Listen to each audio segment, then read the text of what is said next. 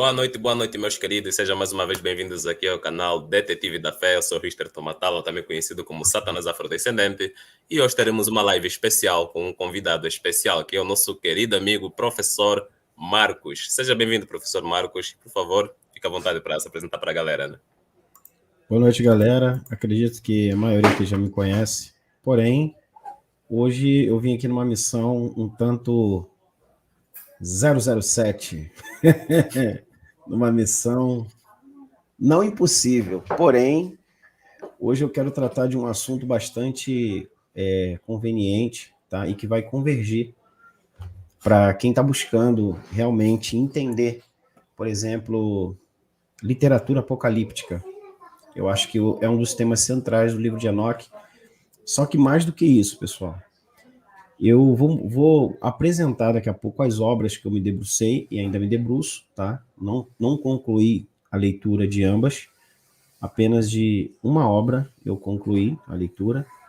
Porém, eu vou apresentar para vocês o fundamento principal da escatologia do Novo Testamento e as suas bases, principalmente, tá, Richter?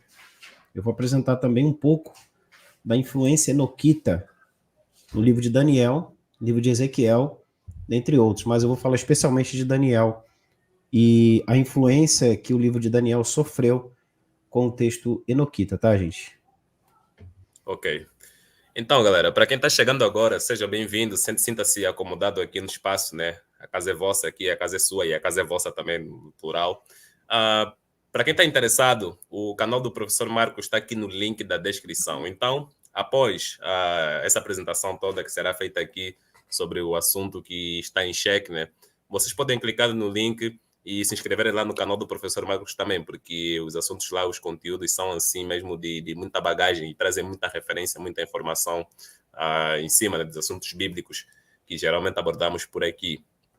Então, muitos de vocês já ouviram falar de Enoque, né? Enoque é um personagem que podemos ver ele lá na Bíblia, especificamente também lá no Antigo Testamento, perdão. Mas também existe um outro livro, né, que se chama O Apócrifo de Enoque, que também é uma outra referência que as pessoas têm noção para saber, o personagem Enoque também tem um livro só que dizem apócrifo, que não foi canonizado, né? Será que o professor vai abordar sobre esses aspectos aqui também, incluindo o livro de Enoque, para mostrar como ele foi referenciado no Novo Testamento? O livro, né, inclusive tem um doutor, ele é muito bom em textos enoquitas, doutor R.H. Charles. Ele é um dos especialistas nessa área. Lembrando que ele vai abordar, inclusive,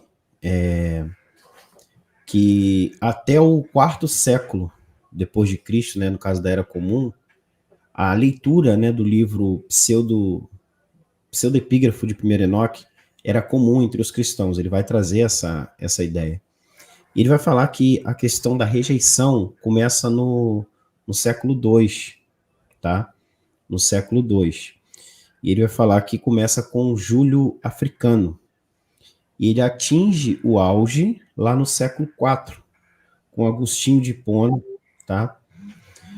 E ele cita também que a questão do posicionamento oficial no cristianismo ocidental, que vai descredenciar o escrito de 1 Enoque como uma literatura útil da fé, vai dar-se no concílio de Laodiceia, no século IV, que vai afirmar que os únicos nomes de anjos autorizados pelas escrituras seriam de Miguel, Gabriel e Rafael, afastando assim, no caso, né, o livro de 1 Enoque, tá? Que aí o livro de 1 Enoque ele vai citar vários nomes de anjos, no caso as legiões ali de anjos, do cenário teológico, ou seja, vai afastar essa ideia, os outros anjos do cenário teológico, tá?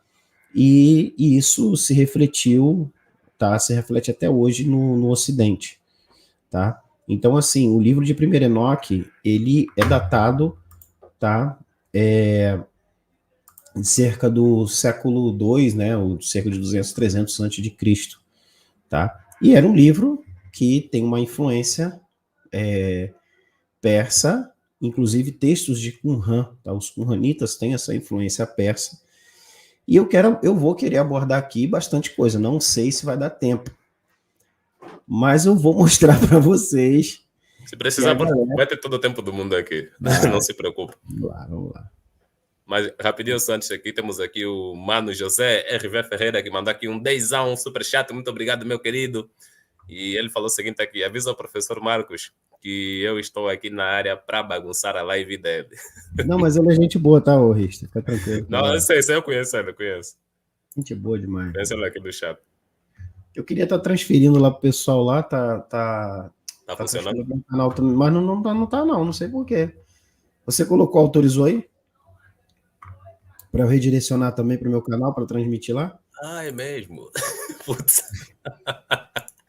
Tá, redirecionar eu sei quando se termina uma live. Agora, enquanto se transmite ao vivo, não faço a mínima ideia. Não, então deixa quieto. Mas vamos lá, enquanto você estiver aqui abordando então sobre esse assunto, eu vou ver se consigo resolver esse negócio aqui. Não, beleza. Então, assim, pessoal, eu vou fazer uma pequena abordagem aqui sobre o que alguns estudiosos, né? Eu gosto de citar pessoas que são especialistas na área, cara, porque a galera tem sempre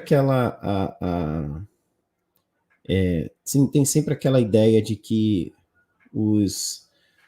temos que, né, que de fato trazer bastante referência, por mais que nós venhamos trazer referências bibliográficas gigantescas, ainda assim tem aqueles que não assim não aderem, tá? Mas o livro de Enoque, ele traz consigo algumas características bastante, assim, digamos assim, únicas, né, cara? Antes de mais nada, eu queria só apresentar aqui algumas das obras que eu fiz leitura, me debrucei, tá? Para a gente poder, para eu poder começar a falar alguma coisa, tá? E depois também eu vou tratar, tá? Sobre a influência do livro de Enoque contida dentro da literatura dos apóstolos, ditos apóstolos, que foram inseridas como sendo dos apóstolos, e vou falar que os pais da igreja endossaram o livro de Enoque. Vou mostrar que o Jesus bíblico endossou o livro de Enoque, o autor, tá? O escritor que colocou como palavras de Jesus, extraiu palavras, tá, escritas do livro de Enoque. Bom, James Van Der Kam, da Universidade de Notre Dame, que vai falar sobre o Apocalipse etíope de Enoque, tá? Eu fiz uma análise desse livro, apesar de ser uma análise rápida, mas eu fiz uma análise, porque ele é bem pequeno, vocês perceberem aí, ele tem 130 páginas, se não me falha a memória. Esse outro aqui, que é de Margaret, tá? Que fala sobre o livro de Enoque e sua influência no cristianismo, tá? Esse aqui, que fala sobre anjos caídos, tá? E a história do judaísmo e do cristianismo, e fala sobre a recepção da literatura enoquita, ou seja, que os livros tanto do judaísmo quanto do cristianismo, tá? Eles foram recebidos dentro do dito cânon bíblico. E tem um detalhe, o Richter. Alguns estudiosos, e eu estou terminando essa análise, que eu vou falar sobre a invenção do judaísmo, porque a Torá, ela foi escrita num período, tá? Foi finalizada, assim a tradição traz. Dizem o tal consenso. No período dito 445. Até aí, beleza. Só que tem um outro problema dentro dessa leitura que nós fazemos. Onde nós vamos identificar, por exemplo, se você pegar o livro do Gênesis, é inserido ali o texto de Enoque. Gênesis 5, se não me falha a memória. Entra uma problemática. Uma vez que eu tenho um texto que vai datar cerca de 200 a 300 antes de Cristo, o texto de Enoque, o texto mais antigo de Enoque. Como que eu vou ter um texto lá no Gênesis, que dito foi escrito em 445, que vai trazer um texto falando de Enoque? Então a cronologia já não está batendo.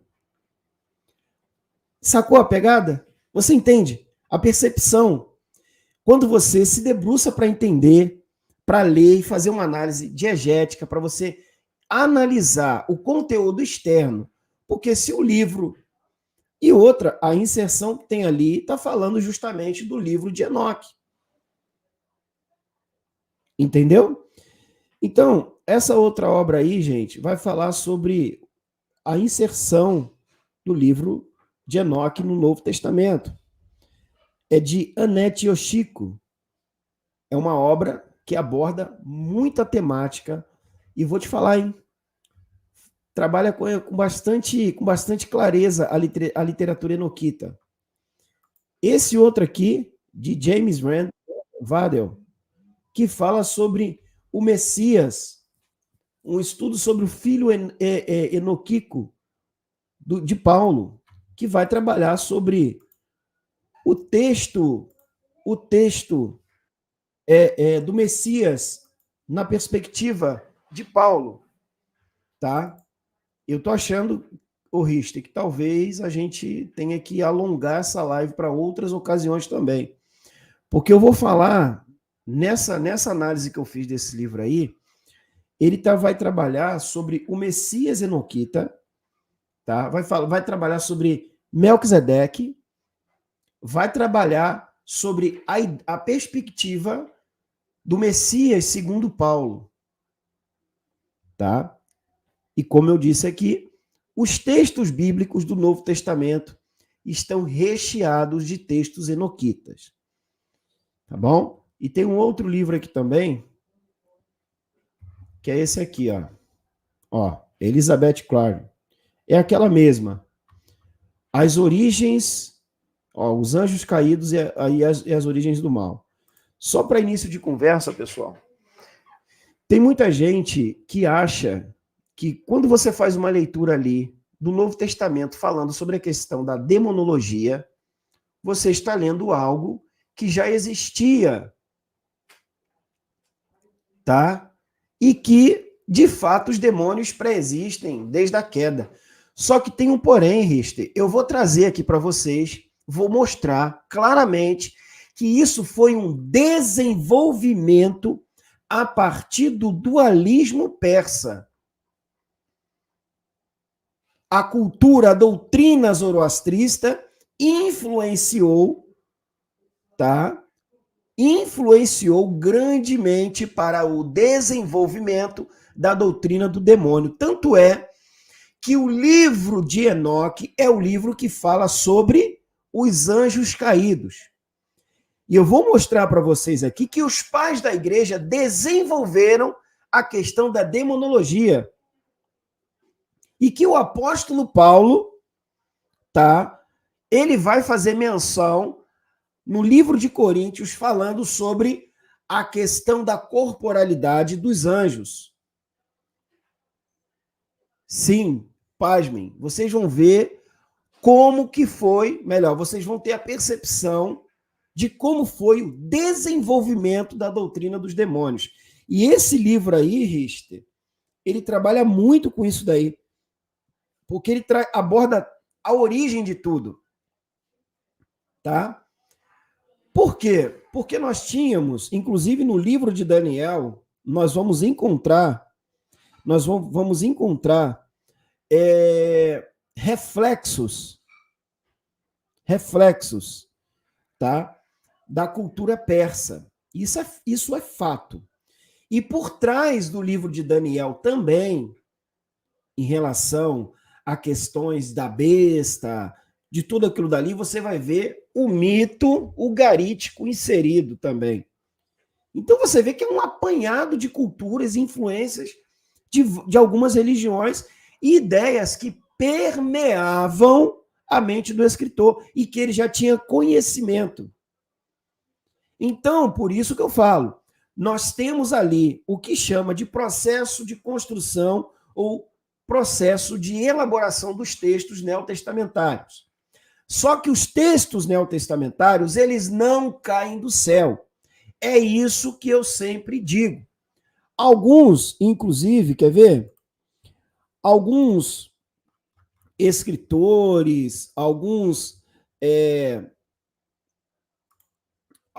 estudiosos vão falar sobre um tal de scriptorium que havia, e ali esses scriptoriums serviram como local para escrever ou criação, né, dos textos neotestamentários. Isso aí são coisas que vêm por tradição, sendo falada e etc. E vários escritores que compuseram os textos neotestamentários, aí é o que eles chamam de scriptoria, né, que é o plural ali de scriptorium, né, os locais, né, nos mosteiros medievais. E esses locais nos mosteiros medievais, tá vendo aí? Tá vendo aí? Eu coloquei aí na tela, tá vendo? Esses locais, eles eram locais, tá? Que serviam para quê? Para cópia de manuscritos. Então já temos aí uma ideia, tá? Que a gente pode dizer, tá? Que não foi um texto uniforme ali, né? Ou seja, escrito pelo autor. Ah, mas aí, poxa, o texto, eles só faziam cópias e cópias. Será? Mas será que os textos que nós temos hoje, será que eles não sofreram inserções? Eis o problema. Eis o problema. Mas vamos lá. E aqui tem uma análise que eu sempre trago. Não sei se o Richter vai querer falar alguma coisa com alguém, vai querer fazer algum agradecimento, receber a galera que está chegando. Está mutado. Pode tocar a ficha, né? Mas chegou mais uma galera aí. Quem chegou agora, seja bem-vindo, né? E é isso aí. Vamos lá. Espero que estejam gostando dessa apresentação aqui, meu povo, porque é muita informação reveladora e bombástica que está aqui, né? Lembrando o seguinte, pessoal, eu não trabalho com o campo da fé, tá? Eu não trabalho com o campo da fé. Eu trabalho com o campo da maior probabilidade daquilo dali ter sido verdade ou daquilo dali ter sido mentira. Não, tanto faz. Para mim, tanto faz. O importante, tá, é que eu sempre vou trabalhar com análise e um detalhe, eu trabalho com referências bibliográficas, tá? Porque todas as análises, inclusive o Collins, o John J. Collins é um dos maiores especialistas em questões apocalípticas.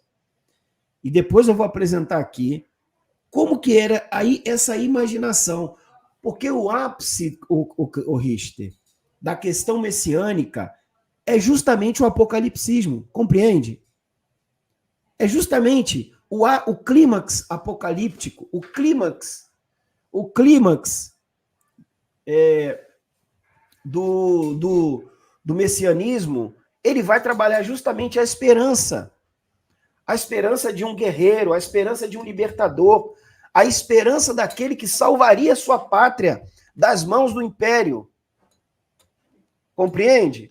Então, isso tudo serviu de base para o surgimento do Messias. Só que o Messias divino já tem outra conotação, não tem nada a ver com aquele Messias que seria, no caso, o Messias guerreiro. Beleza? Então, vamos lá.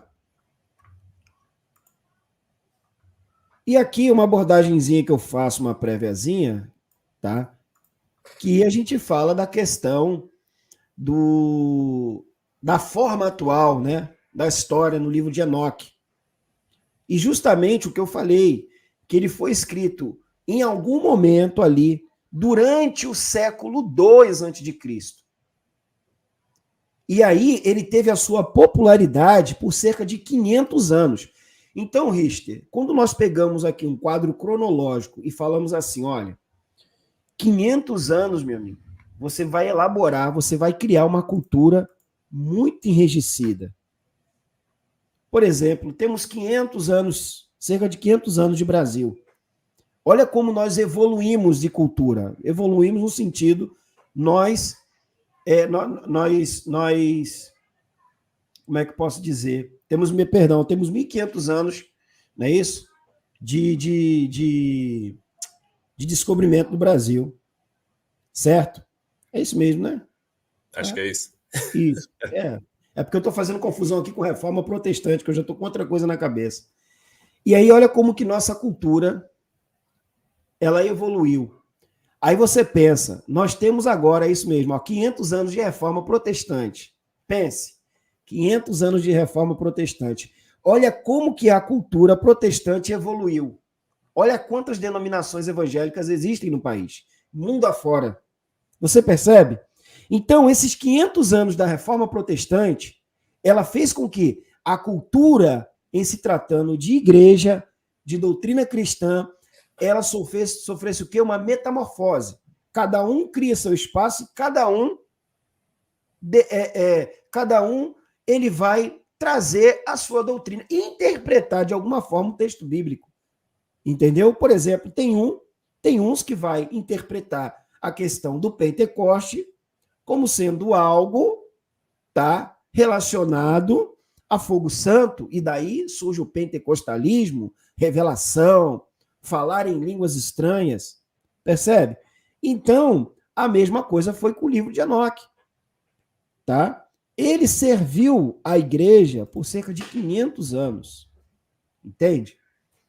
Então, e o texto mais antigo, que é um texto etíope, ele foi feito de um manuscrito grego do livro de Enoque, que era, segundo, eu estou citando segundo especialista, que era uma cópia de um texto anterior.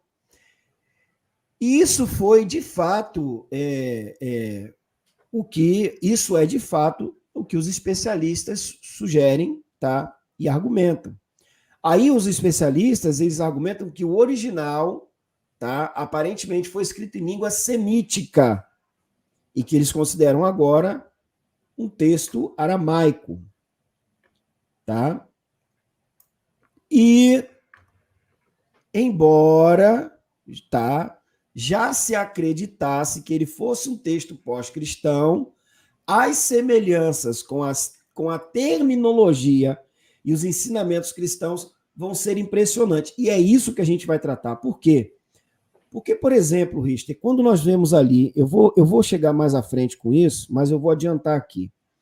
Quando você vê o texto, por exemplo, em Mateus, falando sobre Filho do Homem, o grande julgamento, a percepção que a cristandade tem é que, de fato, essas palavras, elas soaram dos lábios de Jesus. Certo? Exato. E é até interessante que vira e mexe, a gente fala com as pessoas assim, olha, Mateus 24 está registrando, Mateus 24, 34 está registrando, não passará esta geração. E o texto ali, ele vai trazer uma conotação, tá, de volta de Jesus ou de um tipo de escatologia, tá? Escatologia, tá? Então, o grande problema que nós encontramos é que esta mesma leitura estará contida no livro de Enoque, tá? Estará contida no livro de Enoque. Então vamos lá. As descobertas de cópias do livro entre os manuscritos Mar Morto encontrado em Qumran, provam que o livro existia antes da época de Jesus. Esse foi o grande problema, tá? Ou seja, os manuscritos do Mar Morto, quando encontrados a partir de 1947, a grande esperança tanto dos apologetas e principalmente daqueles fundamentalistas é que esses manuscritos talvez corroborassem com a ideia tanto da messianidade, do messianismo de Jesus, quanto, por exemplo, atestações ou corroborações dos textos do Antigo Testamento. Só que, infelizmente, isso não ocorreu, cara. E aqui, a data da escrita original na qual as cópias de Qumran do segundo século a.C. se baseiam está envolta de obscuridade. É, em uma palavra, antigo. Aí tem sido amplamente a opinião dos historiadores que o livro não contém realmente as palavras autênticas do antigo patriarca bíblico Enoque, uma vez que ele teria vivido de acordo com as cronologias do livro do Gênesis, vários milhares de anos antes da primeira aparição conhecida do livro que lhe foi atribuído. Vamos lá. Apesar de suas origens desconhecidas, tá? Os cristãos, uma vez, aceitaram as palavras deste livro, no caso, o livro de Enoque, e aceitaram como escrituras autênticas, tá? Especialmente a parte, que é o que eu vou falar, sobre os anjos caídos e seu julgamento, tá? Principalmente essa parte. E eu vou mostrar que essa parte ela foi utilizada muito, cara, mas muito. É essa a base da doutrina dos demônios, tá, gente? Para início de conversa. Então vamos lá, ó. De fato, olha aqui, ó, o que especialistas colocam, tá, gente? De fato, muitos dos conceitos chaves usados pelo próprio Jesus parecem diretamente ligados a termos e ideias do livro de Enoque. E aí, meu querido, fica difícil evitar, tá, a ideia de que Jesus, não apenas isso aí no sentido, vamos botar assim, vamos fazer uma conjectura, tá, de que Jesus tenha usado ou estudado o livro de Enoque, tá? Então, não tem como fugir disso. Vamos lá? E há provas abundantemente ricas, cara, de que Cristo aprovou o livro de Enoque. Vamos usar essa terminologia, aprovou. Tá? Mais de 100 frases são encontradas no livro de Enoque. E aí que eu falei, ó, bem-aventurados mansos, porque eles herdarão a terra. E aqui, ó, onde a gente vai encontrar esse texto, os eleitos possuirão luz, alegria e paz e herdarão a terra. E alguns, Richter, alguns apologetas vão argumentar que o fato, tá, de, por exemplo, os eleitos, ó, possuirão luz, alegria e paz, de não terem essa parte aqui, eles argumentam que esse texto aqui não é uma cópia direta, mas Cristo está afirmando aqui a sua messianidade. Só que não, porque nós vamos ter um texto que antecede, tá, o livro do Evangelho de Mateus. Então, essa ideia aqui, ó, bem-aventurados mansos, porque herdarão a terra, na verdade, sim, é uma reminiscência, porque o escritor ele está projetando a ideia do livro ali, a ideia do texto, tá? Ele não vai como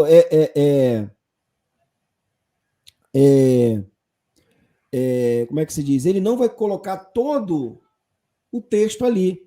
É a mesma coisa quando nós trabalhamos com o texto do Antigo Testamento, onde nós vemos as mitopoésias, tá? E ali nós temos os arquétipos mitológicos. E os escritores que vão pegar esses arquétipos emprestados para escreverem um livro, eles não vão colocar as palavras ou a história de fato ali no livro. Eles vão transsignificar. Essa é a questão, entendeu? Essa é a questão. Tá? Então vamos lá. A ideia da repreensão de Jesus daquele homem, porque um filho do homem é traído. Lembra? Lá em Mateus 26, 24. Olha aqui o que diz o texto de Enoque 38, 2. Onde será o lugar de descanso para aqueles que rejeitaram o Senhor dos Espíritos? Teria sido melhor para eles se nunca tivessem nascido. E aí eu pergunto, será que acabou? Não.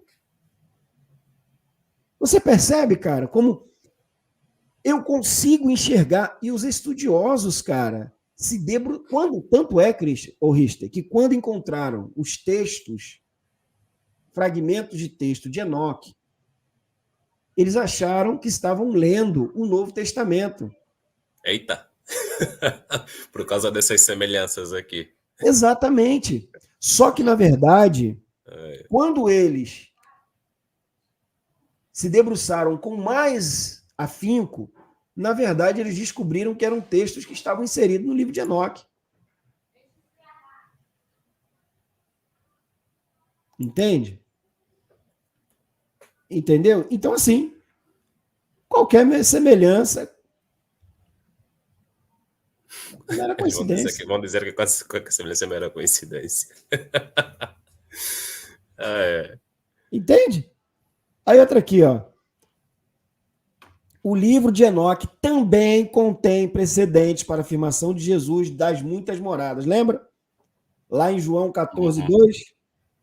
Na casa de meu pai há muitas moradas. Está lá em Enoque 39, 4, que vai dizer, eu vi as habitações e leito dos santos. Lá meus olhos viram suas habitações com os anjos e seus leitos com os santos. Eles estavam suplicando e orando pelos filhos dos homens, enquanto a justiça, como água fluía diante dele. Tá? Um outro paralelo enoquiano, encontrado lá em Lucas 18, 7. E não fará Deus vingar seus próprios eleitos, que clamam a ele dia e noite, ainda que ele os demore? Em Enoque 47, 2 lemos, naquele dia se reunirão santos, que habitam acima dos céus, e com voz unida suplicam, louvam, e bendizem o nome do Senhor dos Espíritos por causa do sangue do justo que foi derramado. Aí aqui, ó, a fonte de água que jorra para a vida eterna, lá em João 4,14, ela é também paralela a Enoque 48:1, que diz a fonte da justiça que nunca falha. Tá? E estudiosos, conforme a nota 2 aqui está citando, ó, eles vão falar que o termo bíblico filhos da luz é um termo que possivelmente deriva da geração da luz de Enoque. Quando nós lemos o termo lá em Lucas 16, 8, João 12, 36, Efésios 5, 8, 1 Tessalonicenses 5, 5. Todos esses termos, o grande X da questão é o seguinte, Risto. Não é você pegar o texto bíblico e lê-lo somente com a lente cristã, mas é você tratá-lo pegá-lo de uma forma mais crítica, ou seja, você fazer uma análise, uma leitura de outros livros, mas isso é complicado, porque a cristandade, ela é ensinada a não fazer nenhum tipo de leitura extra-bíblica. É por isso que existe aquele velho jargão. Sola Escritura. Só isso. Ou seja, se você pegar qualquer outro livro... Apenas o que está canonizado, em outras palavras. Somente isso. Esse é o ponto. Se não for canonizado, é aquilo, é oculto, é apócrifo, não presta para nada. Eis o ponto. Quando eu comecei a fazer uma leitura mais crítica, e aí, em que sentido? Suspender toda a minha crença e toda a minha negação também. Por quê? Você tem que olhar com uma lente técnica, tá? Eu comecei a me debruçar em outras obras e eu fui fazer a comparação, e não somente ler as obras que supostamente faziam uma análise mais crítica. E, cara, você encontra em vários textos neotestamentários uma leitura que, se você fizer uma análise diegética, você vai encontrar não só no livro de Enoque, mas também em outros livros considerados apócrifos. Tá? Então, todas as vezes que eu me debrucei para compreender esses escritores, esses autores, esses grandes estudiosos, eu falei, peraí. Ou eles estão errados, tá? Ou eles estão errados, ou quem escreveu está errado. Quem escreveu o Novo Testamento ou qualquer outro livro da Bíblia que tem algum paralelo com outros livros, como apócrifos, ou como literaturas que já existiam, tá? Que já existiam antes do texto do neotestamentário ou do Antigo Testamento, tá? Então, eu comecei a analisar mais friamente, mais criticamente. Paulo, deixa eu te falar, ninguém sabe, tá? Ninguém sabe quem escreveu o livro de Enoque. Não tem como, só sabe que foram achados esses escritos, mas ninguém sabe quem foi, tá? O Clayton também colocou aqui o seguinte: boa noite. Colossenses 1, do 15 a 17, é plágio de 1 de Enoque 48, 3, 5, né? Também está adicionando aqui mais uma informação extra. Enfim. Exatamente. Então vamos lá. É porque, assim, por exemplo, é igual você perguntar quem escreveu o Evangelho de Marcos. Ninguém sabe. O autor de Mateus, ninguém sabe. Aí você tem alguns apontamentos. E aí você pode fazer uma como é que eu posso dizer? Uma sugestão de quem leu. Por exemplo, você vai encontrar textos ali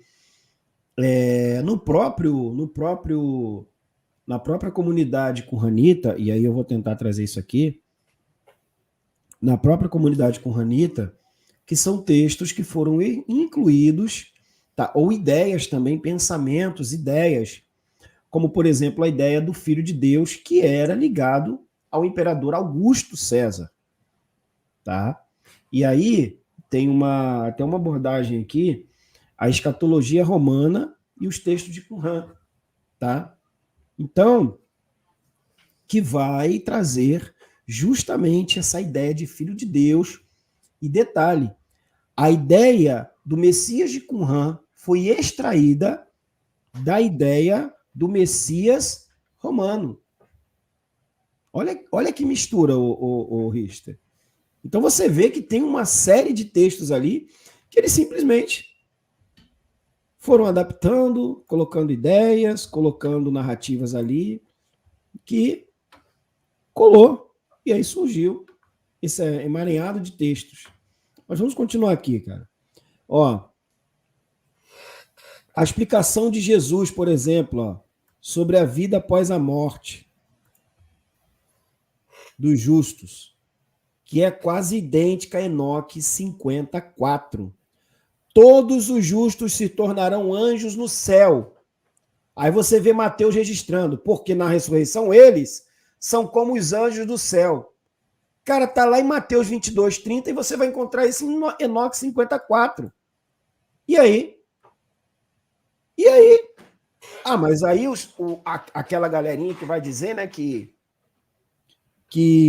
não, mas aí, ó, você tem que entender, engraçado, só eu tenho que entender, ninguém quer entender. Por que só a gente aqui tem que entender?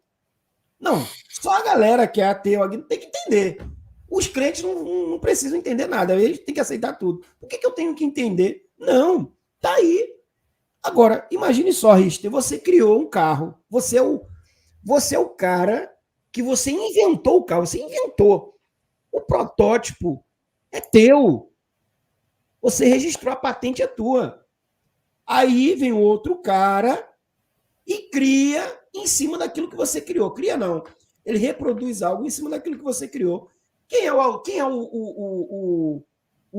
a pessoa que é o criador autêntico da patente? É você ou o cara? Ah, mas ele criou mais moderno. Não importa. Quem foi que criou? Quem conta é quem teve o chute inicial, né, para a ideia. Isso. E aí? Entende, cara? Querem enfiar a goela abaixo. Que não. Você vai ver a apologeta tentando dar a desculpa. Outro dia eu ouvi uma pessoa falar, não importa de onde veio. Ah, não importa? Não importa de onde veio o texto, não importa. O importante é que está ali, que está no Novo Testamento. É porque, assim, passou pela canonização, é santo. E o livro de... E eu vou mostrar... Ó, o próprio livro de Judas vai falar de Enoque como profeta. E os pais da igreja endossaram Enoque como profeta. E agora? Enoque foi profeta aonde? Cadê a batalha que ele tanto profetizou? Vamos lá. Ó, e aí tem um especialista chamado Lawrence, tá? Que ele vai dizer que parece que o próprio Enoque foi chamado por Deus de filho do homem. Aí tem um estudioso bíblico, Rowley, que aponta que vários tradutores se esquivaram dessa passagem, traduziu erroneamente, ou mesmo tentando mudar o texto original. Tu és o filho do homem. E essa atribuição é a Enoque, tá? Aqui na nota 3, aqui, ó, tá aqui citado o livro dele, tá? A tradução de Lawrence, da passagem-chave, talvez por razões doutrinárias, substituiu as palavras filho do homem, tá? Pela tradução literal. Por outro lado, quando o termo filho do homem se refere claramente a Jesus, Lawrence a usa sem hesitação. E aí diz assim, ó. Então, o que acontece? Alguns tradutores tentou tirar a ideia, tá? E acoplar Jesus como filho do homem. Então, aquele anjo veio a mim e com sua voz me saudou, dizendo: Tu és descendência do homem, que nascestes para a justiça, e a justiça repousou sobre ti. Está lá em Enoque 70, 17 ao 23. Tá? O segundo tema mais importante, tanto para o livro de Enoque, quanto para os ensinos de Jesus, diz respeito ao julgamento e à grande tribulação. Aí aqui, ó, o que eu falei? Ó? Jesus vai descrever o julgamento gentil executado pelo Filho do Homem, seus anjos com ele, conforme registrado em Mateus 25, 31. Ó. Olha o que diz lá, ó. Lá Mateus 25. Quando o Filho do Homem vier em sua glória e todos os santos anjos com ele, então se assentará no trono de sua glória e diante dele serão reunidos todos os gentios e eles os separará uns dos outros e por aí vai. Aí aqui, ó, em seguida ele dirá aos que estiverem à sua esquerda, afaste de mim com sua maldição sobre vocês, para o fogo eterno, preparado para o diabo e seus anjos. Agora vamos lá? Olha aqui, a mesma cena lá em Enoque 45, 3 e 66, do 5 ao 7. Ó. Naquele dia o eleito se assentará em um trono de glória e escolherão suas condições em incontáveis habitações, enquanto seus espíritos diante deles serão fortalecidos quando contemplarem meu eleito. Os escolherão para aqueles que fugiram para a proteção ao meu santo e glorioso nome. Eu vi aquele vale em que havia grande perturbação, onde as águas estavam agitadas. E quando tudo isso foi feito, da massa fluida do fogo e da perturbação que prevalecia naquele lugar, surgiu um cheiro forte de enxofre. Peraí. Agora eu vos pergunto.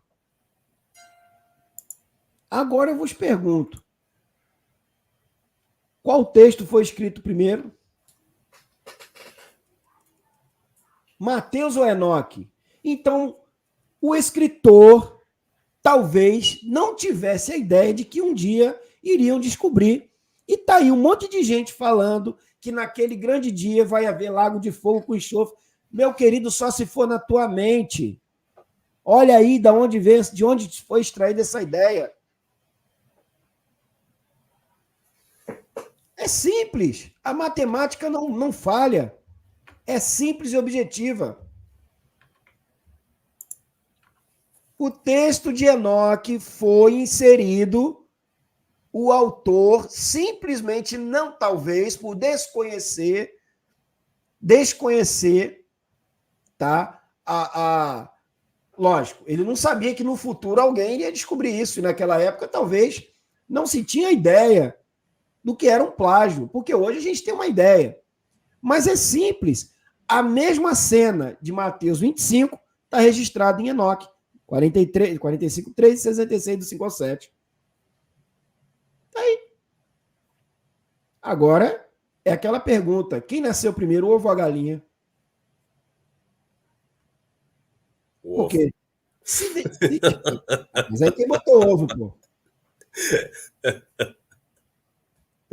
Aí você percebe que debaixo desse tapete tem muita sujeira, rapaz. E eu vou chegar lá, Richter. A gente ainda está começando ainda. Mateus 24. O texto famoso lá de Mateus 24, o Richter. Sobre a grande tribulação. Aqui, ó. Porque se levantará a nação contra a... Tá aqui, ó. Todo esse texto aqui, ó. Mateus 24, o versículo 7. Aí você tem 21 ao 22, 29 ao 30, que é a profecia sobre Jesus da grande tribulação. Olha onde você vai encontrar, em Enoque 79. Lá o arcanjo Uriel dá a Enoque a visão daquelas coisas que o Filho do Homem também nos diria que devem ser cumpridas. É aí que muitos apologetas se apropriam dessa passagem,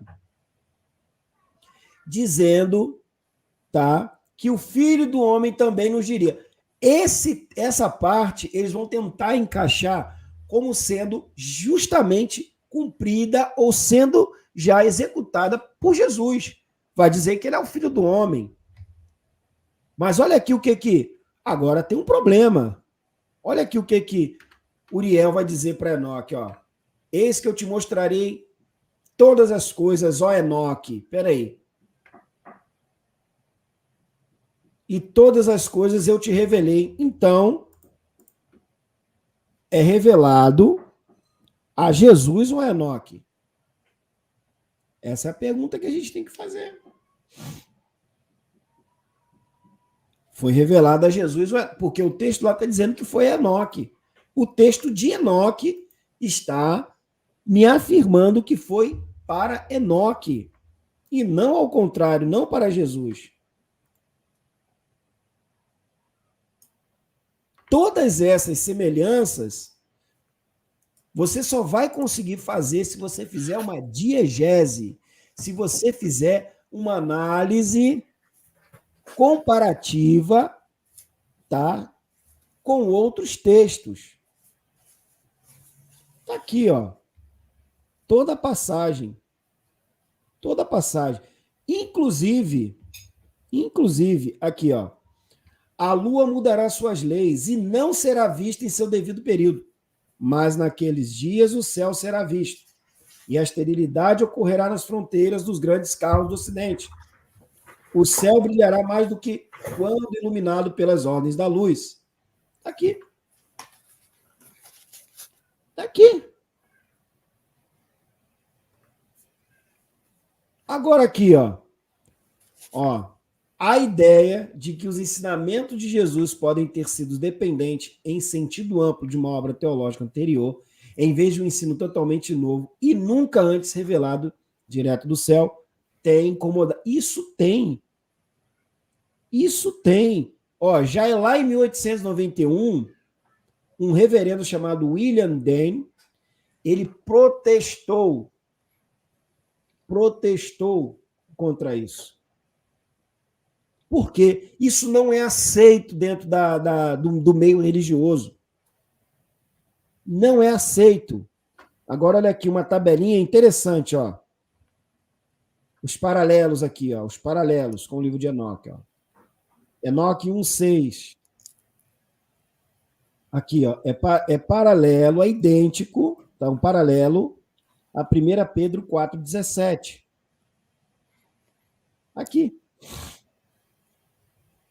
O julgamento recairá sobre todos, mesmo sobre todos os justos. Porque já é o tempo que começa o julgamento pela casa de Deus. E se começará primeiro por nós, qual será o fim daqueles que não obedecem ao evangelho de Deus? basicamente o mesmo texto. Ah, mas não está exatamente escrito a mesma coisa. A ideia, a similaridade é idêntica. Travou aí, Richter? Não, estou te ouvindo aqui. Só. Tá comendo, né? Exatamente. Senão vou desmaiar. Não, também estava comendo uma tortinha aqui, mas eu parei. A esposa fez uma torta de abacaxi. Ok. Eu parei.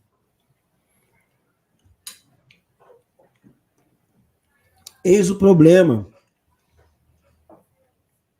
Muitas pessoas pegam um texto bíblico ali, principalmente no Novo Testamento, está aqui, ó. Jesus aboliu a lei, está aqui, ó, os apóstolos trazendo os ensinamentos de Jesus. Está aí, ó.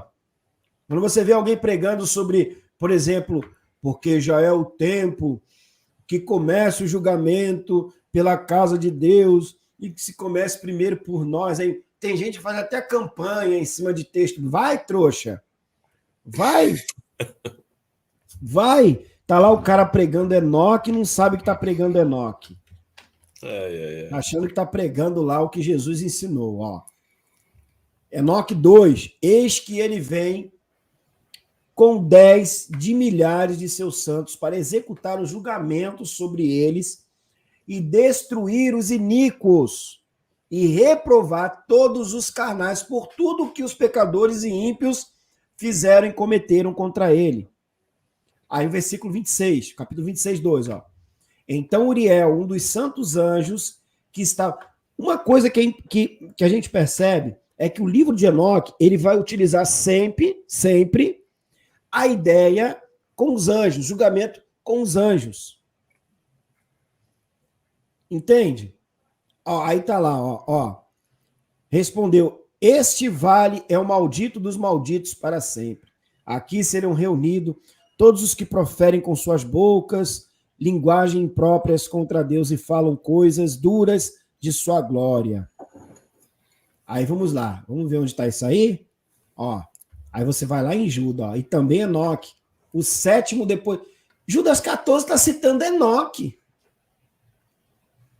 Era para ter saído, arrancado a carta de Judas do Novo Testamento. Profetizou destes dizendo, olha aí, você está lendo Enoque, meu querido. Aqui, ó, eis que o Senhor vem com 10. A mesma coisa. Enoque 14. Judas, tá? 14, lá no versículo 14. Você vai ver a mesma coisa. Lá na carta de Judas. Então, Judas está endossando uma passagem no livro de Enoque.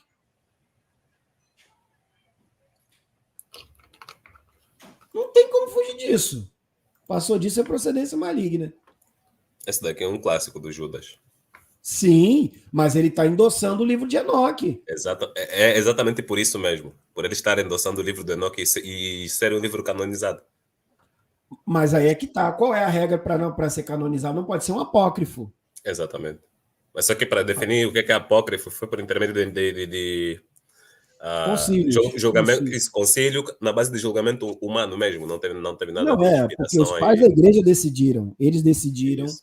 O que era ou não era inspirado. Aí você tem, ó, como eu li, né? Enoque 6,9 dos eleitos. Aí você vê aqui Mateus 5, ó, é a mesma coisa, cara, ó. Os eleitos possuirão luz, alegria e paz. Isso eu falei lá acima.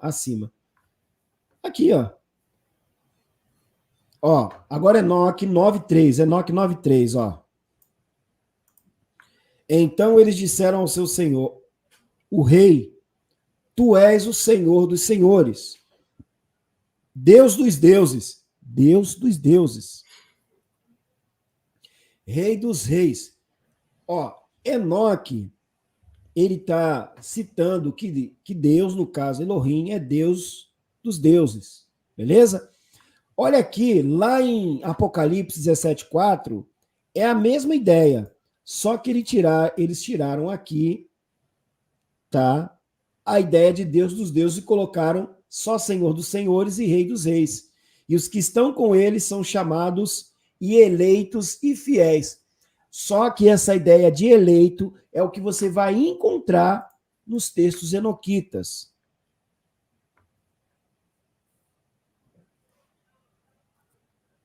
Entende? Outra ideia aqui, ó. Lá em 4:11. Ó, tu és digno, ó Senhor, de receber glória, honra e poder, porque tu criaste todas as coisas e por tua vontade elas são e foram criadas. Aí você tem aqui outro texto, ó. Enoque 10:6. Ó, novamente o Senhor disse a Rafael: amarre as mãos e os pés de Azaziel. Aqui, ó. Judas é um dos que mais endossam, cara, o livro de Enoque, nesse sentido. Tá falando sobre Azaziel, tá? Ó, esse Azaziel vai ser o capiroto que a galera teme hoje no cristianismo. Aí olha aqui, ó. Aqui, ó. E os anjos que não guardaram o seu primeiro estado. Peraí. Mas deixaram a sua própria habitação. Reservou-os em prisões eternas na escuridão para o juízo daquele grande dia. Ué, Judas 6 endossando Enoque 10:6? Oxe, tá aqui, ó. Então serão levados para as profundezas do fogo em tormento. E em confinamento serão encerrados para sempre. Agora tem um porém. Ele vai dizer aqui, ó. E eles serão obrigados até a consumação de muitas gerações. Que muitas gerações são essas? Eis o problema. Pedro também vai endossar o livro de Enoque aqui, ó, 2 Pedro. Vai endossar a mesma passagem. Deus não perdoou aos anjos que pecaram.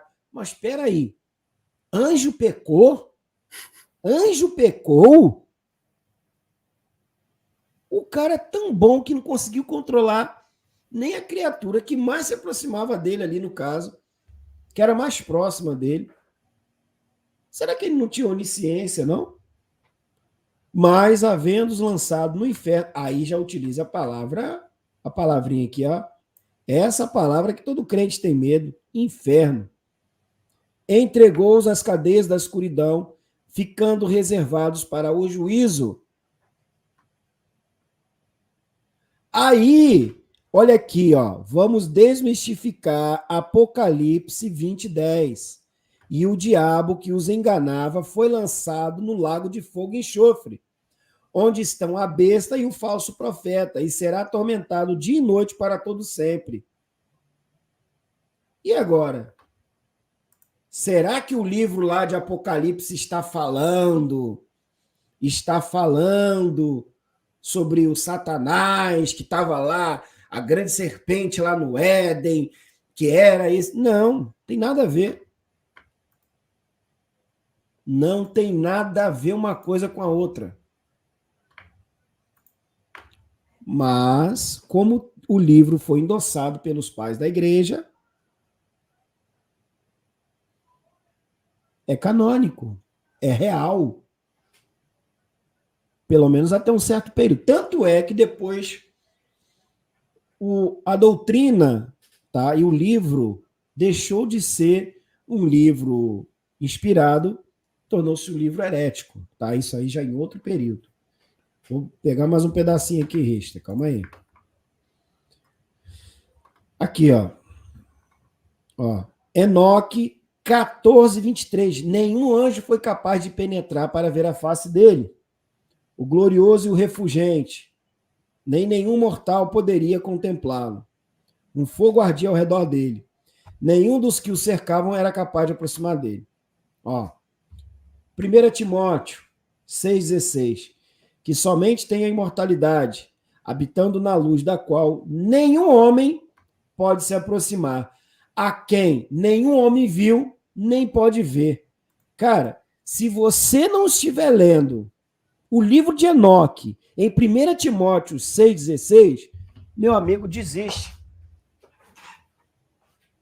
Você está lendo a mesma coisa. Você percebe a similaridade, cara? Você percebe a semelhança entre os textos? Eu tentei explicar isso aqui para 2 pessoas. Eu fiquei 3 dias tentando explicar. O cara falou que não conseguia enxergar isso aqui no texto. Que Enoque está uma coisa e ali está outra. Aí, por fim, já viu, né? Não teve jeito, eu tive que largar de mão.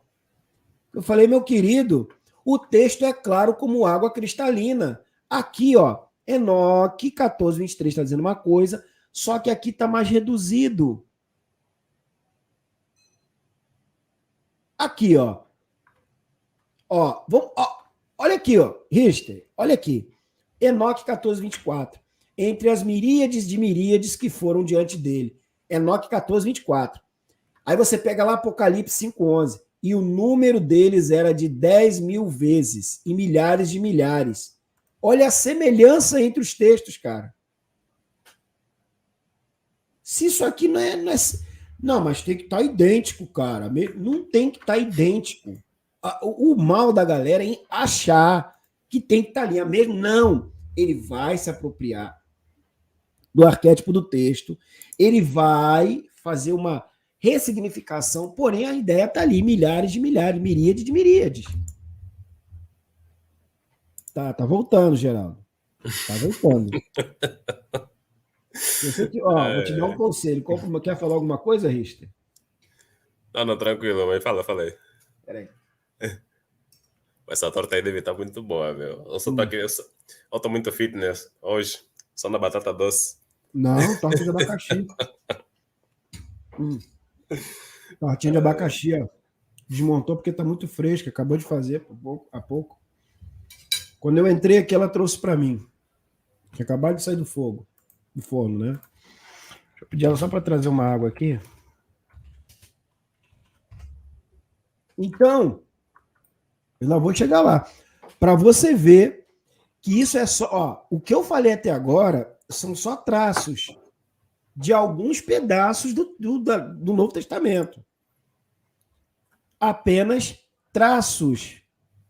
Alguns retalhozinhos. Ó.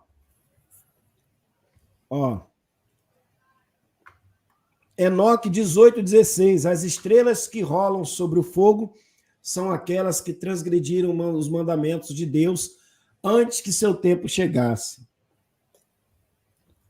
Aí você vai lá em Judas 13.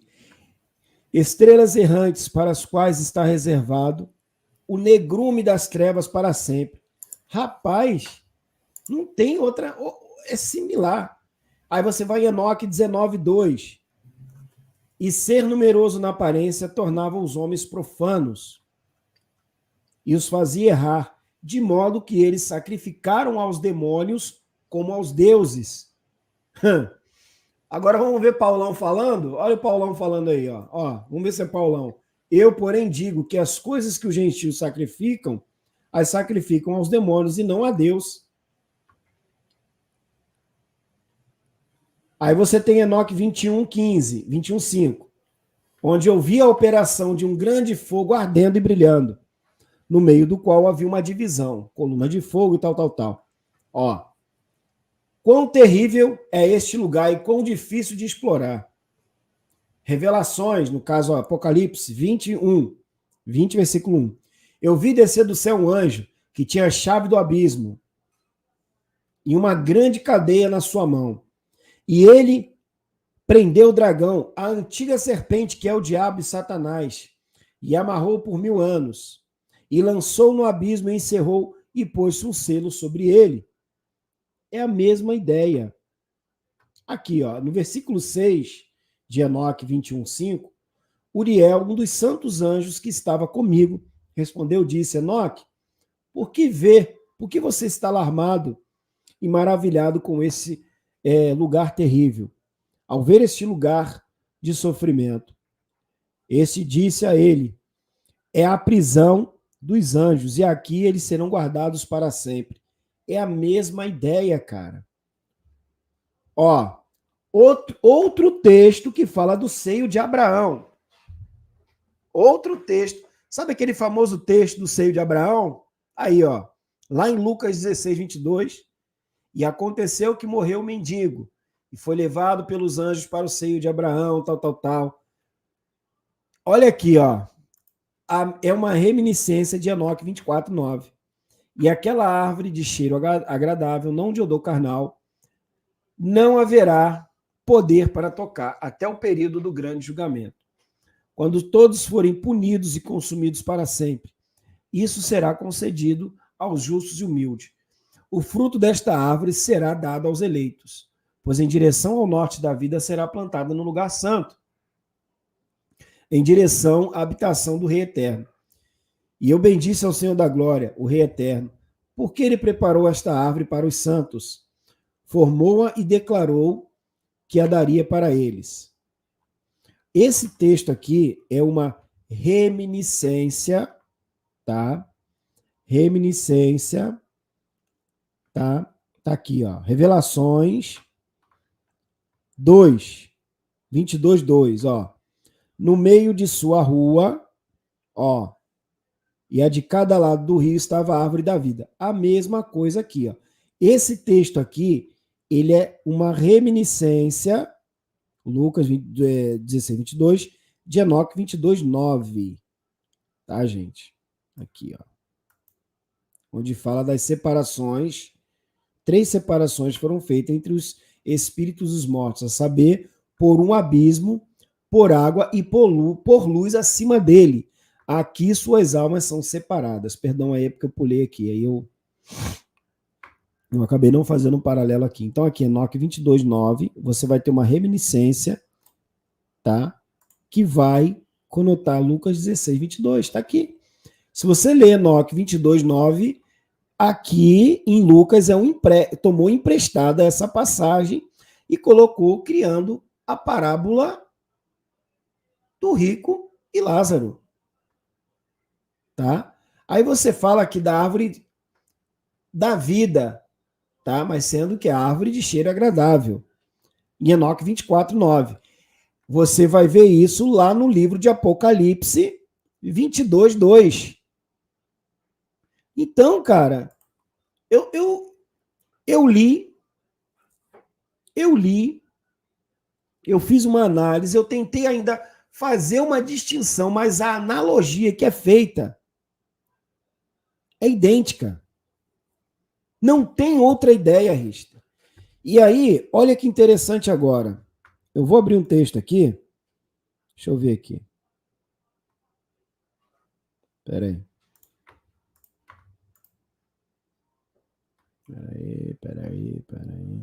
Ó, espera aí.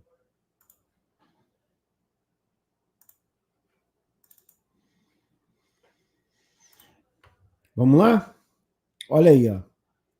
O estudioso enoquiano Dr. R.H. Charles observou na virada do século XX que a influência de Enoque no Novo Testamento foi maior do que a de todos os outros livros apócrifos e pseudepígrafos juntos. Quem fala isso daqui, gente, não sou eu.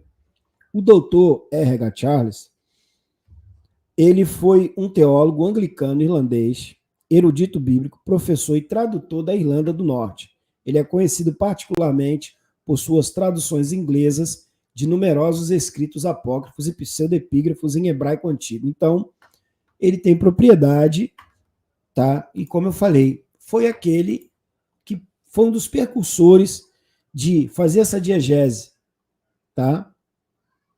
Fazer essa diegese para enxergar nos textos neotestamentários, tá? Inclusive textos do Antigo Testamento, tá? E ele fala que, embora poucos tivessem ouvido falar do livro influente até a era moderna, o Dr. Charles aponta que todos os escritores do Novo Testamento estavam familiarizados com ele e foram mais ou menos influenciados por ele em pensamento e dicção. É o que eu acabei de mostrar, a similitude entre os textos, a ideia por trás dos textos, o pensamento do escritor, apropriando-se daquele arquétipo de Enoque, e inclusive várias das palavras foram colocadas. É lógico que para se fazer uma distinção, está nitidamente sendo visto que o escritor modificou algumas palavras. E não há como correr disso, meu querido. Não há como correr disso. O texto neotestamentário, principalmente os textos apocalípticos, e para quem não sabe, Paulo foi um grande apocalipsista, tá? Por exemplo, o Dr. Charles Francis Porter observa que com Paulo diz que o livro de Enoque foi seu vademecum, ou vademecum, né? Literalmente aquele que andava com ele, que ia sempre com ele. Isso em se tratando de ideia de que Paulo tem existido.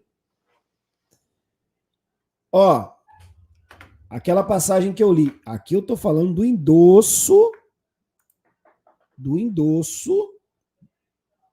apostólico. 1 Timóteo 6,16, em sua descrição de Jesus Cristo imortal, ele fala dele como aquele que só tem imortalidade habitando na luz, da qual nenhum homem pode se aproximar. E aí ele fala aqui, ó, que está lá no livro de Enoque, que diz, ó, Enoque 14, 23 ao 24, nenhum anjo foi capaz de penetrar para ver a face dele. O que eu li anteriormente. Aí ele cita outro texto aqui, ó. O mesmo livro também parece ser a fonte do castigo de Paulo aos gentios. Eles sacrificam aos demônios e não a Deus. 1 Coríntios 10, 20. Aqui, ó. Calma aí, tem outros gatilhozinhos aqui, ó. Ó. Aqui, ó. Peraí. A revelação de Paulo, que vai descrever Paulo, a jornada de Paulo através daqueles vários céus. Lembra, Risto? Quando Paulo vai ao terceiro céu, que ele é arrebatado? Lembra dessa passagem? Sim. Ó.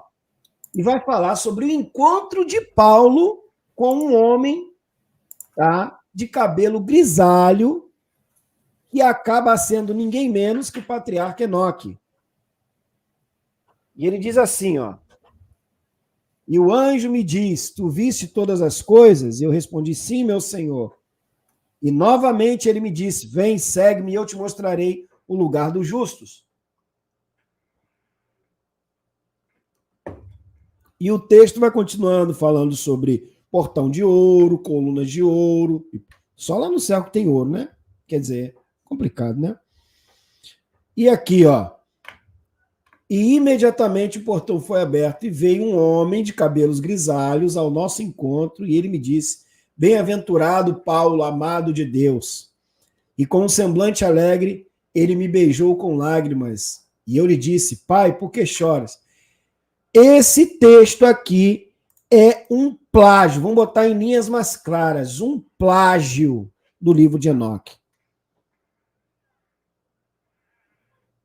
É um plágio, mas não tem, não, ó, o Kister, sabe quando você fala assim, não, o cara é parecido, por exemplo, ó, eu tenho essa daqui de vidro, ó, é uma caneca, mas meu amigo, quando você pega assim, fala assim, ó, por exemplo, ó, aqui, ó.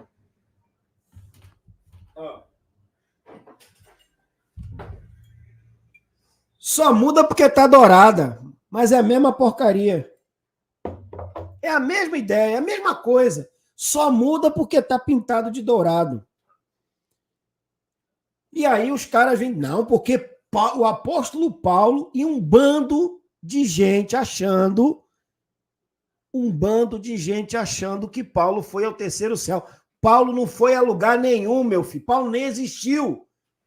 E aí vem, não, porque tem o Paulo histórico, tem o Jesus histórico, tá aí o Jesus histórico. Aí por isso que eu falo, o cara acreditar em Jesus histórico, ele tem que ser mais idiota do que quem criou essa ideia. Ele tem que ser mais burro do que quem criou essa falácia. Vamos devagar, mostrando aqui. É o que, Richter? Devagar. Não. É porque é o seguinte, cara, o cara vai falar de Jesus histórico, então vamos mudar. Vamos falar de um Enoque histórico, porque eu tenho mais evidências falando de Enoque do que de Jesus. Eu vou escutar Jesus a partir, sabe de lá quando, século 2 por aí. Aí vem os caras, não, porque aí tem um Jesus maconheiro, tem um Jesus cheirador, tem um Jesus que é hippie, tem um Jesus que é filósofo, outro que é professor, outro que é rabino, tem vários. E eu vou encontrar o Enoque sendo a mesma coisa.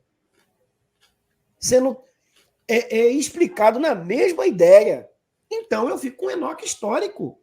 É menos idiota do que acreditar em Jesus histórico. Eu vou estar sendo menos idiotizado. Eu não tenho como dizer que tem um Jesus histórico. Eu estou mostrando que as palavras, por exemplo, que dissem que era de Jesus, que disse que era de... Eu estou esfregando aqui, gente, mostrando claramente que está vindo lá do livro de Enoque. Está claro que foi uma adaptação. Não, mas tem que entender que não importa. Jesus ele vai ali se referir a ele. Ah, então tá bom, eu vou falar de mim na terceira pessoa. Eis que o filho do homem, olha, o filho do homem vai vir, vou pregar, vou falar que sou eu. O cara chega lá e fala assim, não, porque os profetas profetizaram sobre mim. Ah, então eu sou... Então eu vou acreditar no Henrique Cristo, porque ele é mais histórico do que essa balela toda aí. Eu vejo no Henrique Cristo. O Henrique Cristo é o Cristo histórico. Pronto, acabou o problema. Aí Paulo vai ter o cara vai colocar que Paulo teve uma visão, que foi o terceiro céu. E eu vejo o mesmo texto lá, falando de Enoque, que também foi ao céu e viu. Aqui, ó. A mesma coisa, ó. A mesma coisa. A mesma coisa. Ó. Você tá vendo aqui, ó. Ó, vai dizer, ó. Enoque, cadê? Ó. Patriarca Enoque, ó. A jornada. Ó, a jornada de Paulo através daqueles vales, incluindo o encontro de Paulo com um homem de rosto, melhor, de cabelo grisalho, tá? E de rosto grisalho por causa da barba grisalha, tá, gente? E alegre. O texto tá falando de Enoque. Mas Paulo viu, porque só vale quando é Paulo. Aí o outro vem querer depois falar de osso de Lucas, que era de Lucas. Me prova, eu quero saber quem é o irmão dele. Eu quero comparar o DNA do irmão dele, não é o osso dele, não. Porque o osso pode ser qualquer um. Ah, que veio, pode vir do inferno. Tem que comparar para ver se é verdade. Não, aí porque eu estou provando que existiu, que não sei o quê, não sei o que lá. Só um minuto, pessoal, tomar um fôlego aqui. Respira, prof, respira.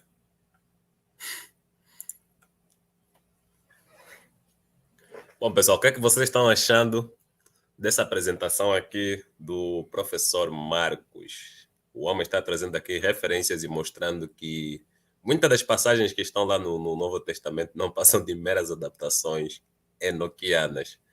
Isso é novidade para vocês? Já ouviram falar em algum lugar? Comentem aí, galera. Estou curioso para saber o vosso ponto de vista, né?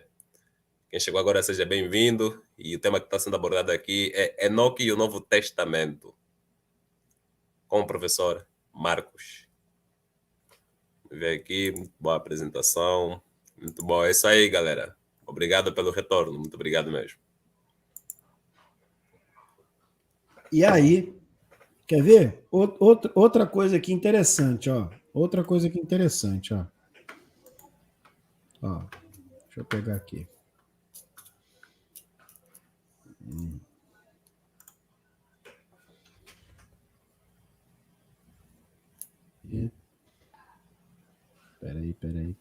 Peraí.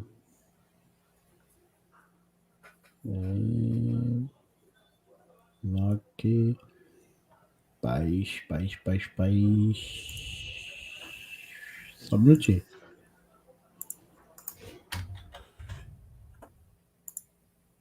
Apareceu aí?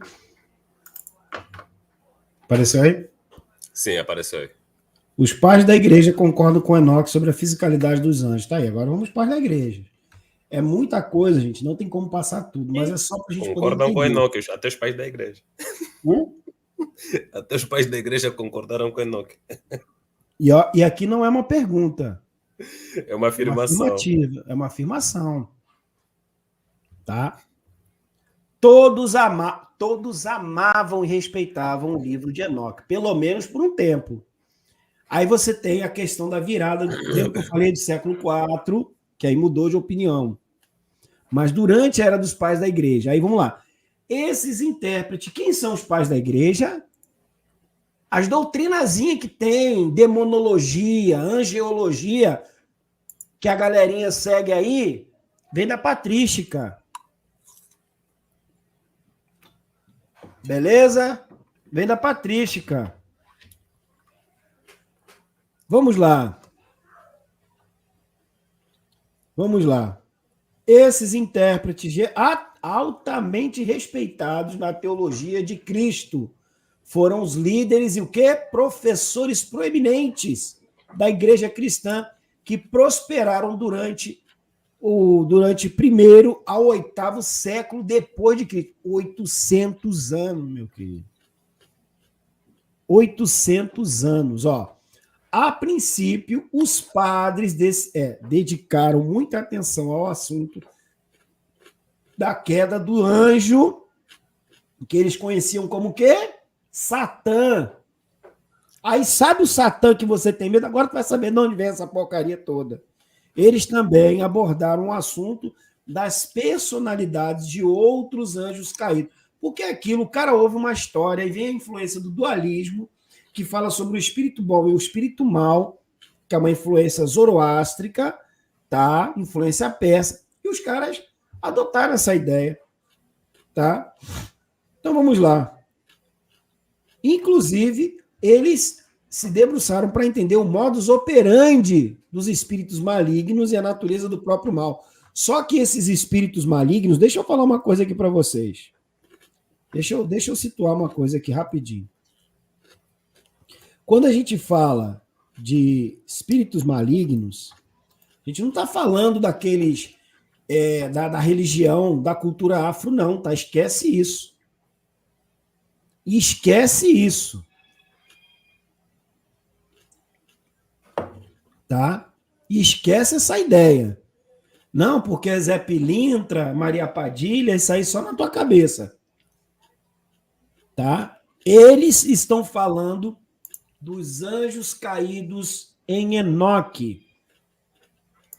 Tá? Aí, ó, eles estavam convencidos de que esses antigos perversos ainda estavam bastante ativos no mundo.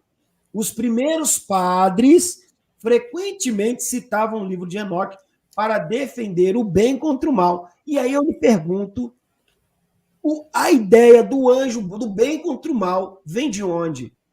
Do Antigo Testamento? Não, vem da cultura persa. Aí, ó, vou citá-lo novamente, o Dr. Charles aponta que com os pais apologistas anteriores, o livro de Enoque tinha todo o peso de um livro canônico. Quem está falando isso é uma das maiores autoridades no assunto. Não tem nada a ver, tá, com o apologetazinho do século XXI. E acha que porque faz uma interpretação de texto é o cara. Não. Tá bom? O Charles ele vai citar que no século II depois de Cristo, olha aqui, Justino Martim atribuiu todo o mal a demônios que ele alegou serem descendentes dos anjos que se apaixonaram pelas filhas dos homens. Isso está lá em Enoque, está lá na história enoquita. Os anjos caídos, segundo o Dr. Charles, eles parecem ter ocupado muito mais o pensamento de Justino do que os anjos bons, ou seja, o cara se preocupou mais com o anjo mau do que o anjo bom. E a consciência do elemento demoníaco no universo era central para a cosmologia de Justino. Em sua segunda apologia, olha aqui, ó, ele concorda com Enoque que os anjos caíram pela luxúria. Ué, mas é um pai da igreja. E agora? E agora, Bacurau, como é que faz? Olha o que ele vai dizer em sua apologia, segunda apologia. Subsequentemente, eles rejeitaram a raça humana a si mesmo. Em parte por escritos mágicos, em parte pelo medo que instilaram neles e pelos castigos que afligiram a eles. E em partes por instruí-los no uso de sacrifícios, incenso e libações que eles realmente precisavam, depois de se tornarem escravos de suas paixões lascivas. E entre os homens, eles engedraram assassinatos, guerras, adultério. Peraí. Então, os anjos que caíram ensinaram tudo isso para o povo? E antes da queda de Adão e Eva, quem é que ensinou? Porque Abel matou. Caim matou Abel.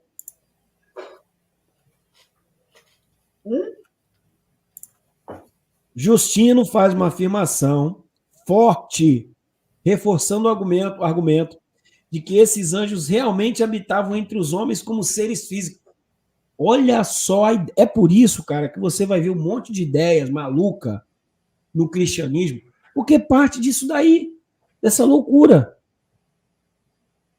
Atenágoras, outro papito da igreja, outro papito, escrevendo em sua obra chamada Legatio, lá por volta de 170, considera Enoque, olha aqui, um verdadeiro profeta, mano. Um pai da igreja. Ele descreve que os anjos violaram sua própria natureza e seu ofício. Aqui, ó. Estes incluem o príncipe sobre a matéria e as coisas materiais e outros que estão posicionados no primeiro firmamento. Perceba que não dizemos nada sem apoio de evidências, mas que somos expoente do que os profetas proferiram. Ele está dizendo que Enoque é um profeta. Ó, ele ainda diz assim, agora daqueles que foram atrás de donzelas, nasceram chamados gigantes.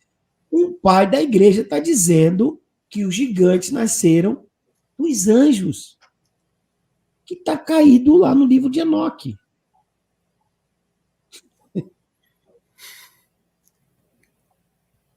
Então, é possível que deva ter também... E como é que fica, por exemplo, a questão de Gênesis lá, onde há essa passagem? Não, aí essa passagem de Gênesis, ela tem uma outra fundamentação também, tá? Ela tem uma outra fundamentação também. Porque aí a gente vai investigar, tá? A gente vai rastrear e vai ver que também essa passagem ela está inserida, vem de uma analogia dos refaíns também, que eram guerreiros ali em Ugarite, entendeu? Já vem também de outras ideias. Tá? E Ou aí, seja, nada original do povo hebreu. Não, esse texto aí é doideira, cara, esse texto de Enoque aí. É porque endossaram ele, vai dizer que os gigantes realmente tiveram filhos e filhas. E aí você vai ver que quando algumas pessoas vão construir uma teologia em cima disso, eles vão dizer que não, que eram filho de Deus, mas eram homens muito santos. E vão fazer, tem gente que vai estudar e vai falar um monte de besteira, cara. Mas o texto, a influência aqui do livro de Enoque, esse texto aqui é um texto que foi, como é que se diz? Apropriado de outras culturas, entendeu? Digamos assim, principalmente a cultura persa.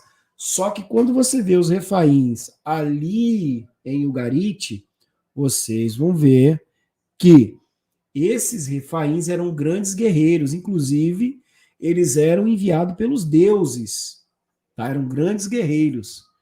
E que vai dar a ideia também dos anjos caídos, tá? Ou dos filhos dos deuses, entende, cara? Então, tem muito angu, tem muito caroço aí por trás desse angu. Ó, eles ensinaram, o ensinamento de que as almas dos gigantes são os demônios que vagam pelo mundo veio diretamente de Enoque. Tá aí, cara, a demonologia parte de Enoque. Entende como? Mas aí você tem que pesquisar para entender. Porque o cara vê ali, não, tá na Bíblia ali, ó, Jesus expulsando o demônio, tá aí o demônio. Atenágoras também discute o fato de que os anjos se deixam vencer pela carne. Aqui ele pode estar sugerindo que esses anjos eram, ou pelo menos em algum momento foram, seres físicos.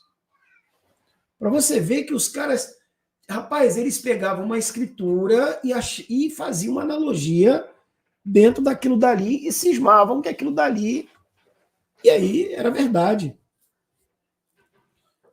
Aí aqui, ó, até judeus, primeiros judeus, tá? Eles também mantinham uma crença na fisicalidade dos anjos caídos. Vamos lá. Ó, vou falar dos pais, de alguns pais da igreja, ó. 2 apologistas cristãos, Lactâncio e Tassiano, especularam detalhadamente sobre a ideia da encarnação dos anjos caídos na matéria. Lactâncio acreditava que a queda resultou em uma degradação da própria natureza angélica, que os anjos outrora celestiais se tornaram de fato bastante terrestres. Ou seja, alguém transcendente vai se transformar em algo material. Algo imaterial vai se transformar em algo material. Coisa de louco. É coisa de louco, tá? E vamos lá, ó. Olha aqui, ó. Vários pais da igreja. Ó, olha. Ó. A própria enciclopédia católica vai falar sobre isso. Tá? Então, assim, ó. A gente já tem 1h30 de live, cara. Eu não quero enfadar muito o povo, mas a gente pode marcar uma outra oportunidade para a gente poder dar continuidade, porque tem muito assunto. Olha que eu nem cheguei em Daniel, nem em Ezequiel. Para você ver, tá nem que a gente fechar 2 horas não teria problema, né? Mas se o tempo tá meio apertado para ti, podemos separar essa live aqui. Vamos fazer essa uma primeira parte e depois fazer a continuidade numa outra ocasião. Porque aí eu vou trazer alguns slides. Eu quero trazer alguns slides para a gente poder colocar, para ficar bonitinho. Mas, cara, eu sou assim, eu sou espontâneo. O material está aqui, eu vou abrindo, e vou falando, e tá aí. Mas só para vocês terem uma ideia, gente, agora deixa eu fazer a minha deixa aqui. O grande problema que nós temos hoje, que nós enfrentamos na sociedade, chama-se ignorância. E muita gente até confunde esse termo com ser grosseiro. Não, ignorância é dissonância cognitiva. A pessoa, ela tem uma falta de compreender as coisas, tá? O que nós, pelo menos um pouquinho que eu trouxe aqui, talvez alguns tenham se agradado, outros não. Outros talvez tenham achado meio chato, outros talvez tenham achado enfadonho. Mas esse tipo de coisa, esse tipo de coisa, esse tipo de apresentação é uma porrada de informação na real, galera. Para quem está acompanhando, né? Vocês podem aproveitar isso até como isso parece uma aula grátis até, ao meu ver. Você pode aproveitar porque tem muita informação que foi mostrada, né? É justamente porque o que acontece? Nós vivemos num período em que a informação ela chega muito rápida, ela chega na velocidade da luz, mano. Quando você pensa, pum, já tem uma informação, pum, matou 50 ali. Então, com o advento da internet, algumas pessoas, principalmente o meio fundamentalista, criou uma narrativa. O que é a narrativa que assassina o aprendizado? O que eles falaram? Olha, cuidado com as informações, filtrem tudo. Pronto, já colocou medo.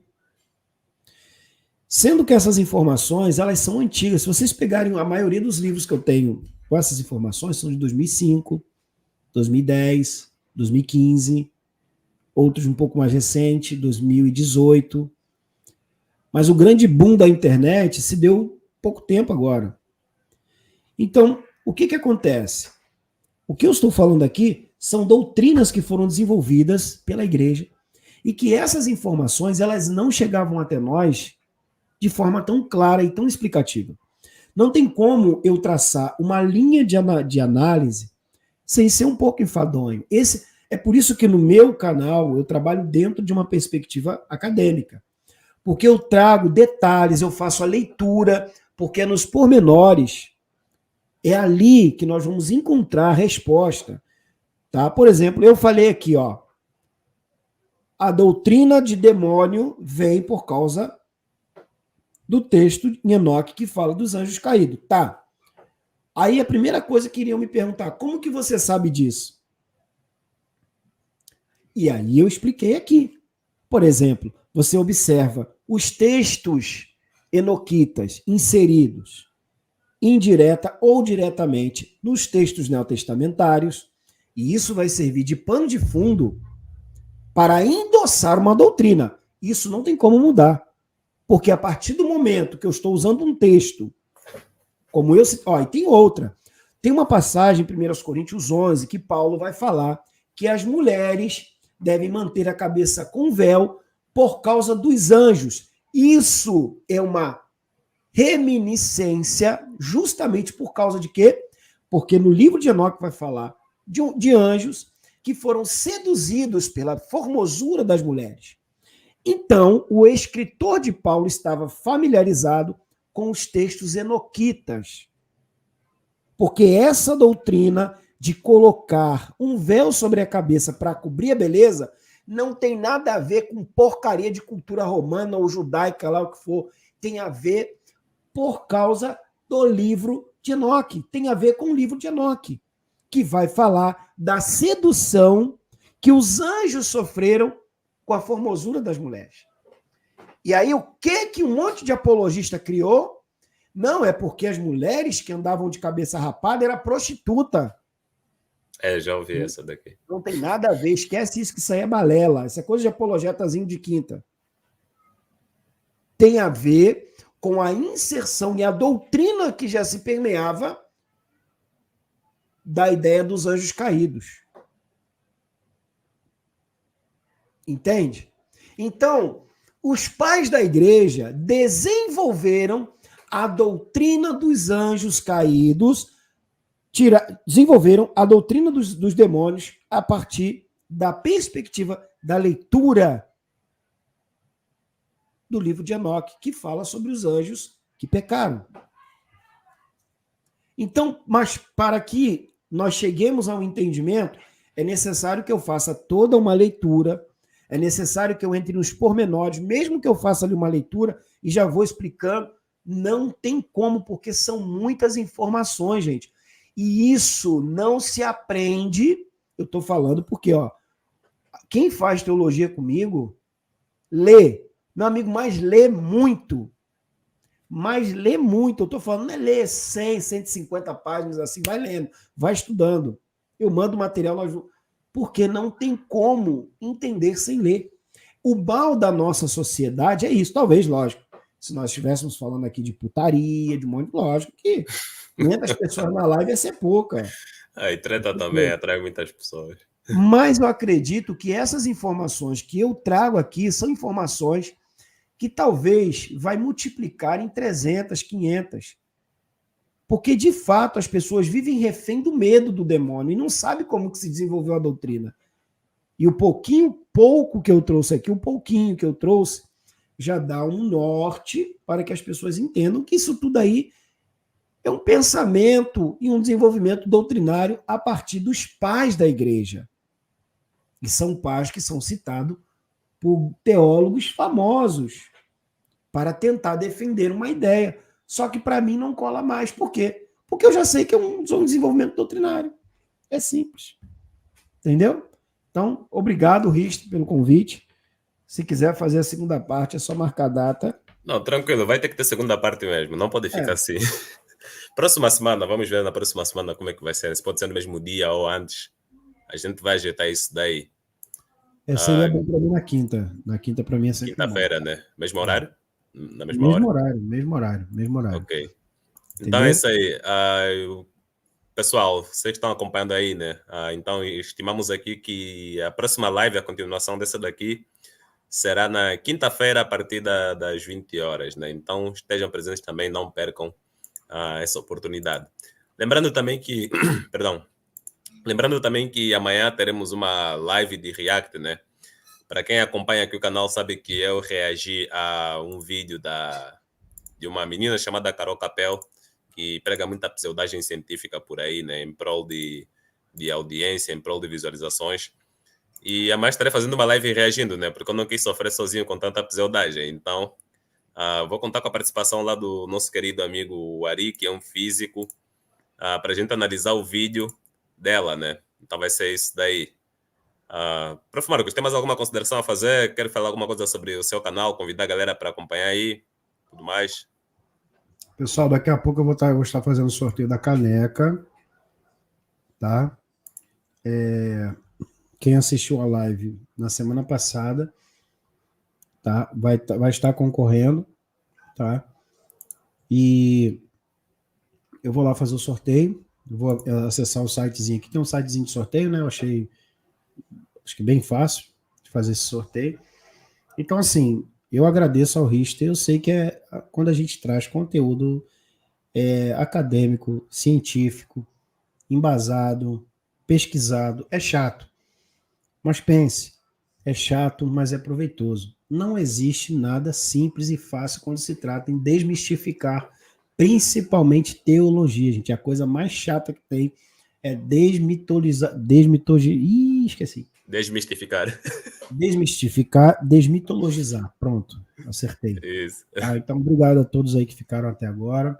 Tá bom? Tenham uma excelente noite. Tá bom? Obrigado pelo convite, tá, Richter? De nada, de nada. É isso aí então, Valeu. né, galera? Tá, depois eu vou ver como é que... Tá, nessa questão de transmitir a live, eu fui olhar no Face, no YouTube, né? E tem o redirect. Redirect, se eu não me engano, é quando termina uma live e transfere a galera para outra live que vai começar. Acho que é assim, né? O que tá rolando. Não, E você tem que ir lá no seu YouTube, Sim. no seu canal, e você permitir que outras pessoas transmitam sua live no outro canal. Tá, então entendeu? eu fiz de forma errada. Vou ir lá Não, nas tranquilo, eu vou baixar definições. essa live aqui, vou baixar aqui, Não, mas baixa vou tranquilo, pode colocar como retransmitir estreia, aí, não tem entendeu? problema. Valeu, É gente, isso aí. obrigado aí. Valeu, É isso aí, Richter. pessoal. A gente se vê numa outra ocasião, espero que fiquem todos bem. Vamos ficar com a nossa musiquinha final, né? Tchau, tchau. Até mais, Tchau. valeu.